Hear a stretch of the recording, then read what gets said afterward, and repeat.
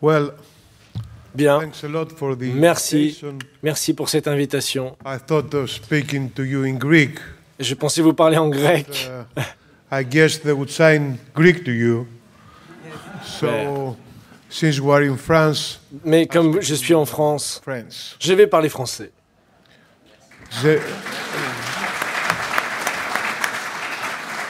Je vous raconterai une histoire sur la fameuse démocratie européenne.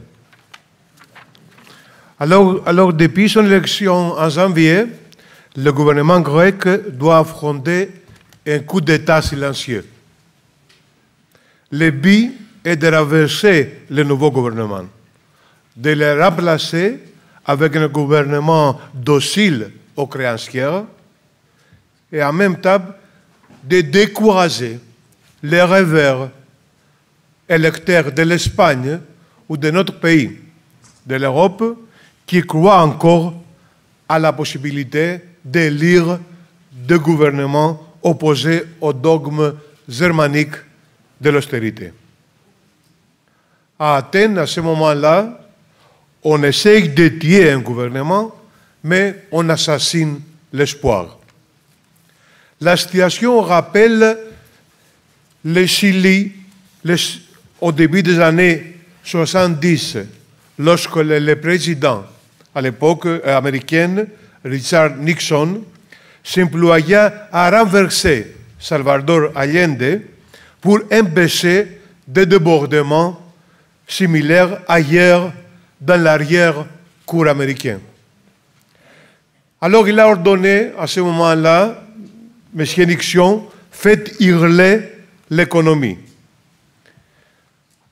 Et c'était l'ordre donné à CIA et les autres services américains avant que les chars d'Augusto Pinochet prennent la relève. En 1970, les banques américaines ont immédiatement arrêté les crédits vers les banques chiliennes. Alors écoutez ce qui s'est passé en Grèce il y a 4 mois.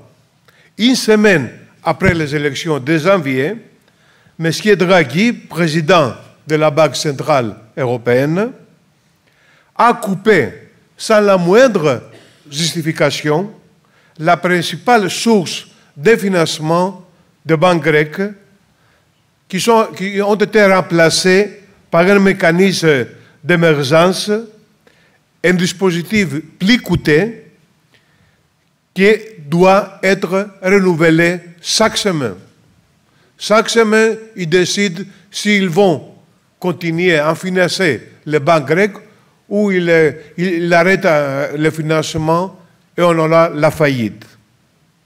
C'est comme une épée de Damoclès au-dessous de la tête du gouvernement grec. Mais après l'épée de Damoclès, il y a aussi la drogue. Plus de 90% des versements de nos créanciers les revient pourtant directement, quelquefois le lendemain, puisqu'ils ont affecté au remboursement de la dette. Mais comme le non-remboursement de la dette équivaut à un événement de crédit, à savoir une sorte de banqueroute, le déblocage de la dose est une arme très puissante dans la main des créanciers, un moyen de chantage politique permanent.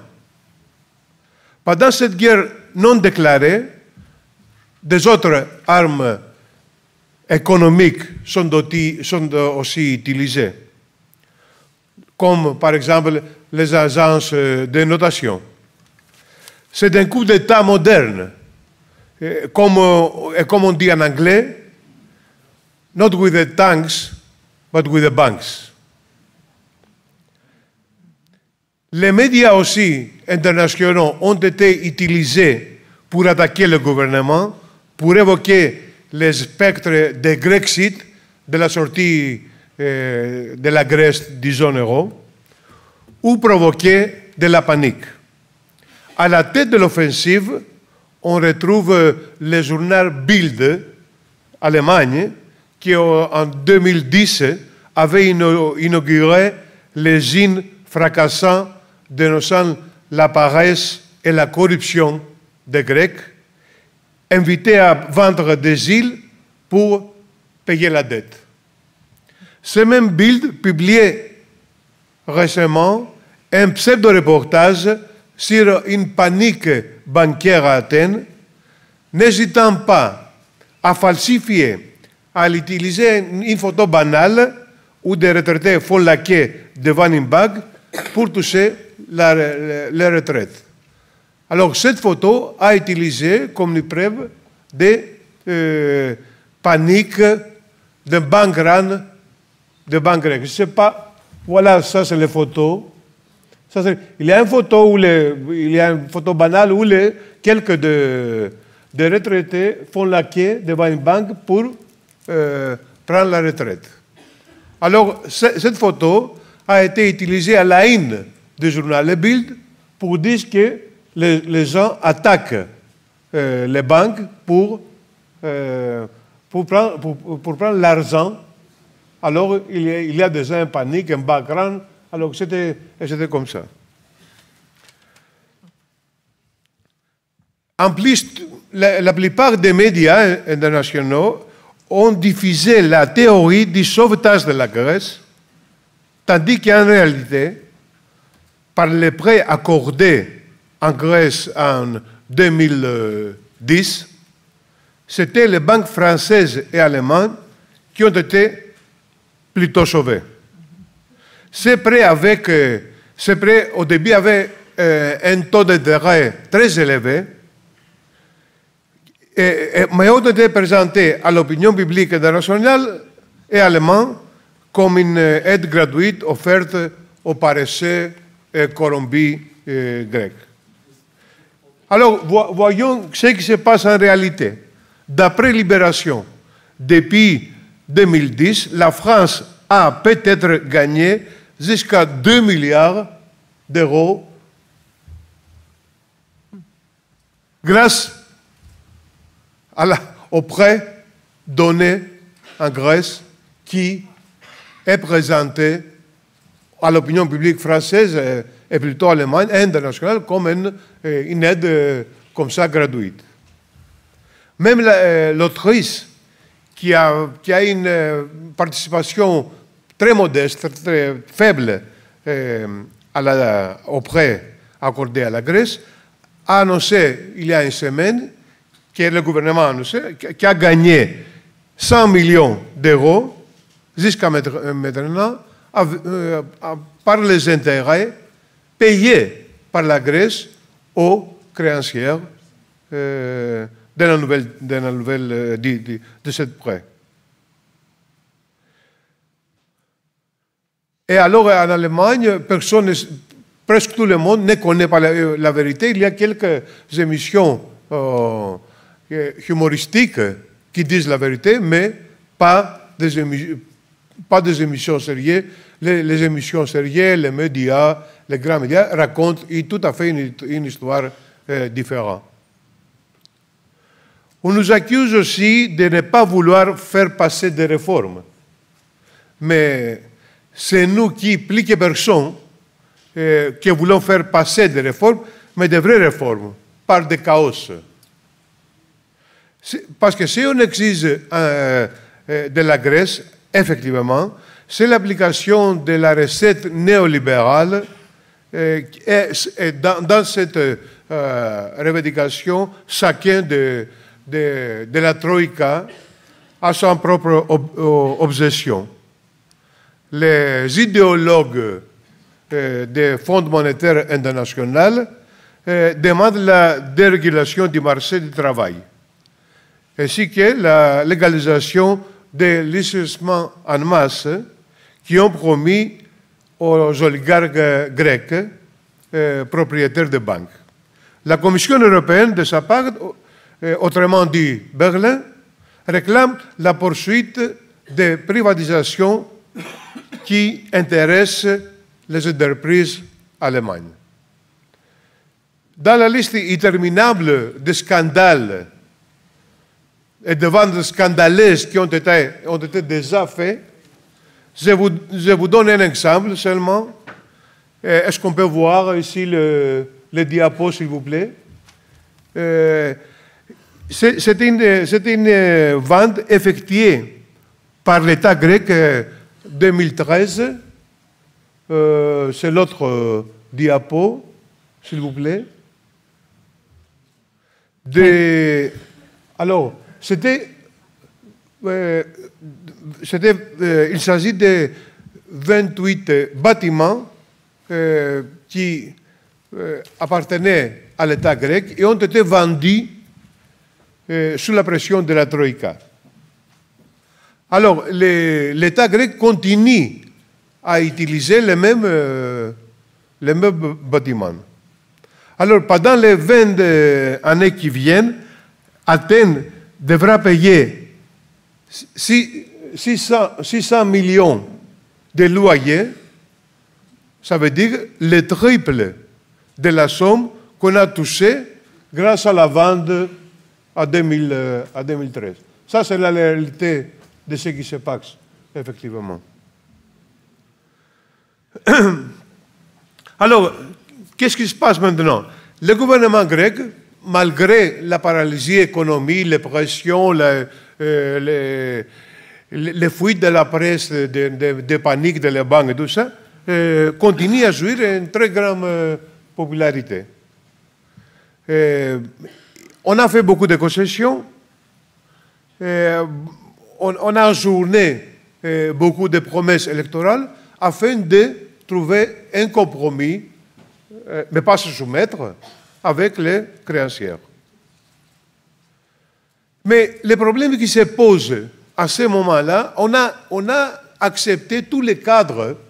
On a accepté tous les cadres de l'eurozone, des accords signés par le gouvernement précédent et tout ça.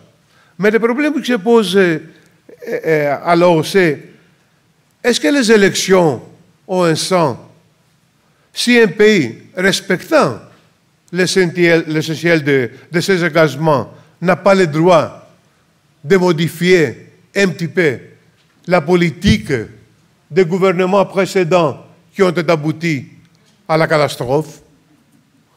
Alors, sinon, pourquoi alors organiser, faire des élections? D'ailleurs, les élections, comme vous tous connaissez, coûtent cher.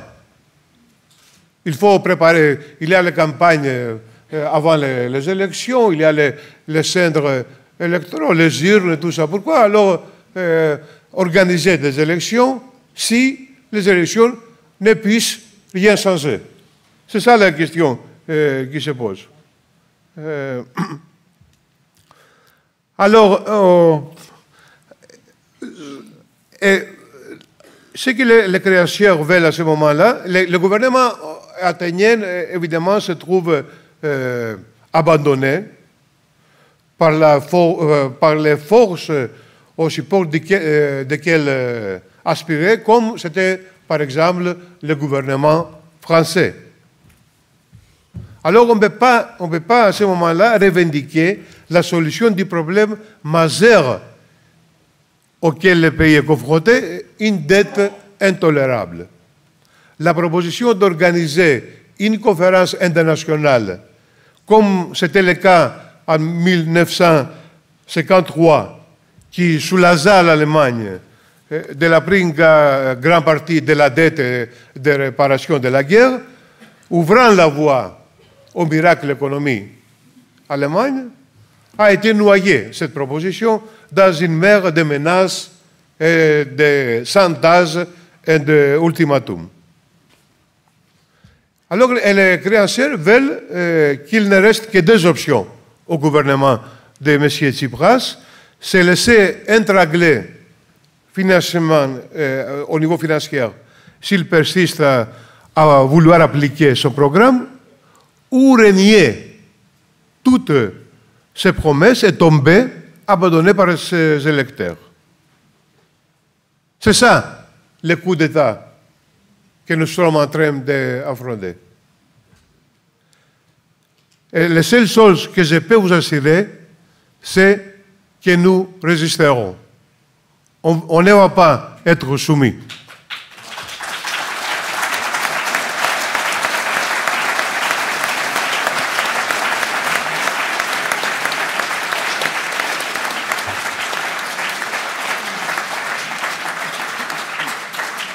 Je termine avec un mot. Je ne sais pas qu'est-ce qui va se passer à la fin. Mais un excellent article récent de Serge Halimi, Paris dans le monde diplomatique, nous a fait penser à l'avenir et la dimension historique de la bataille. Elle écrivait alors Halimi à propos de la Grèce. Est-ce qu'on peut avoir... Oui, on a déjà... L'avenir, à propos de la Grèce, il écrivait « L'avenir fait penser à ce qu'écrivait la philosophe Simone Veil à propos des grèves ouvrières du juin 1936 en France. Nul ne sait comment les choses tourneront, mais aucune crainte n'efface la joie de voir ceux qui toujours, par définition, courbent la tête, la redresser. Ils ont enfin fait sentir à leur maître qu'il existe. Quoi qu'il puisse arriver par la suite, on aura toujours eu ça. Enfin, pour la première fois et pour toujours, il flottera autour de ces lourdes machines d'autres souvenirs que le silence, la contrainte, la soumission. Le combat des Grecs est universel. Il ne suffit plus que nos vœux l'accompagnent. La solidarité qui mérite doit s'exprimer en actes. Le temps est compté. Je vous remercie beaucoup.